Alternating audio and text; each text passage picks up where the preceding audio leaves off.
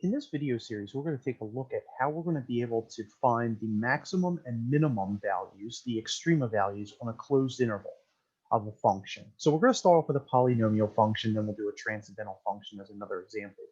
But the process that we're going to use is first, we're going to find the critical values.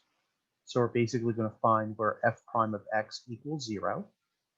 And then secondly, we're going to plug in the critical values as well as the endpoints into the original function.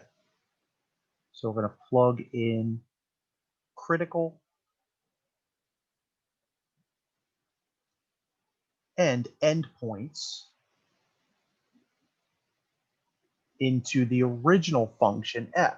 Okay, and the biggest is going to be the max. Okay, so biggest is max, and the smallest is the min. All right, so let's take a couple look at examples of this, and we'll start off with a really easy one, a polynomial. So we want to find the location and the value of the extrema of f on the given interval, if they exist, and we have this polynomial. So let's start by finding the derivative, which is really easy. We should be good at derivatives by now. So that's 6x squared minus 78x plus 240. And we're going to set that equal to 0.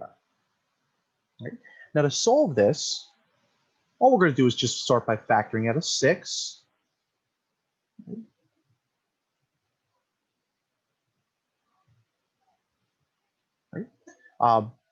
Or you could just use the quadratic formula if you're not too good with your factoring. All right, so you have to be good at one of the two. You have to be good at factoring, or you have to be good with your quadratic formula, especially with these bigger sorts of functions.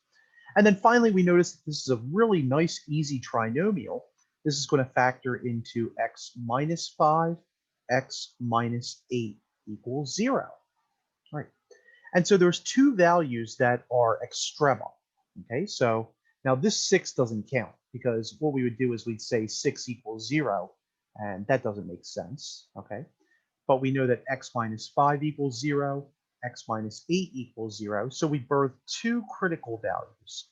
It's going to be 5 and 8. All right, and both of those, by the way, are in the interval from 4 to 9. All right, so that's step one, is to be able to find the critical values for this. Okay, so not too bad because we've been finding derivatives. Second thing we're going to do is we're going to plug in all those endpoints into the original function, not into the derivative. Okay, so here's what I like to do, and you could do it this way if you want. You're going to have a list of the endpoints and the critical values, okay, in order. And so we have our points. Now remember our endpoints. Our endpoints were 4 and 9. All right, so those are the endpoints of the given interval. So we're going to have 4. I'm not sure why this likes to run around on me, but that's fine. Okay, so we're going to have 4. We're going to have 9.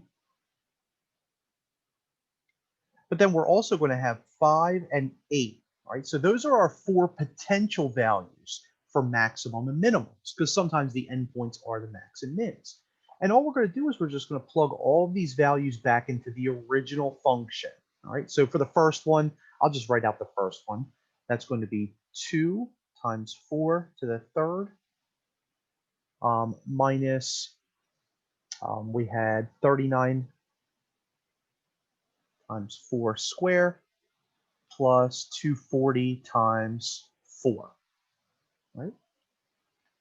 And again, I'm just substituting directly back into the original function, okay, not into the derivative. All right, that's good. The derivative will tell us something different later, but for right now, we just care about substituting into the original. All right, now we're going to use our calculators, obviously, because we don't want to do this by hand. So we get 2 parentheses 4 to the third, and then minus 39 parentheses 4 squared. And then finally, plus 240 times 4. All right, and that's going to give us 464. Okay, not a nice number, but could be worse. All right, now, we could type that in again, all right, but here's a trick. On your calculator, hit second and then enter. And then you're going to go back and you're going to change all the 4s to the next value, which was 5. Okay, so remember in our table we had 4, 5, 8, and 9. So I'm just going to switch this now to 5. Right, nice and easy. So once you program the first one, then you can just get this one. That's 475. So it's a little bit higher than the other one. Right? And then let's substitute 8 and then substitute 9. All right, so we sub 8 back in. Let's go into our calculator, and I'm going to hit second enter, and I'm going to sub 8.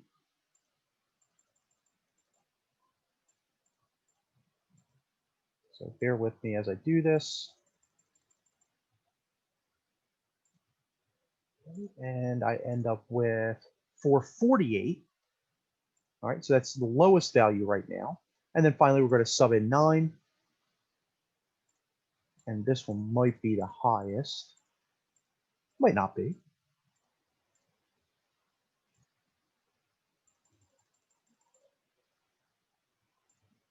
All right, and what do we end up with? 459. So we get 448 and 459. So 448 and 459. All right, so now let's go back to the original question. And the original question says, what are the absolute max and min? Okay, so now these are all 5 and 8 are local. Okay, and since 5 is big or bigger than 8, this means that this would be a local max, and this won't be a local min. But we really don't care that much. But just going back to what we learned earlier, all right, what we notice is that neither of the endpoints are the biggest or the smallest. All right, so what is the absolute max? So the absolute max is going to be at the point 5, 475. And of course, we want to be careful. The absolute max, not of the entire function, but on the interval from 4 to 9. Okay, so basically, we're going to say the max is 475 when x is equal to 5. And then the absolute min, also the global min, is going to be at the point 8, 448. Now, again, the absolute min in this interval from 4 to 9, all right, on the entire function, it's not. And so what we would say is that the min is 448, and that's when x is equal to 8. All right, so hopefully that illustrates one of the, and that, by the way, this is step 3, being able to identify which is the biggest and which is the smallest. So this is step 3 right here, where we just go through and we look at all 4 of these values, and then we just determine which is the biggest and which is the smallest. Okay. All right. So hopefully that illustrates how we're going to go through, and we're going to be able to identify maxima and minima of specific functions given the and to be able to find the critical values of those. Okay. I'll illustrate one more of these in a different video, so that way you guys have an example of a transcendental function to be able to work with this.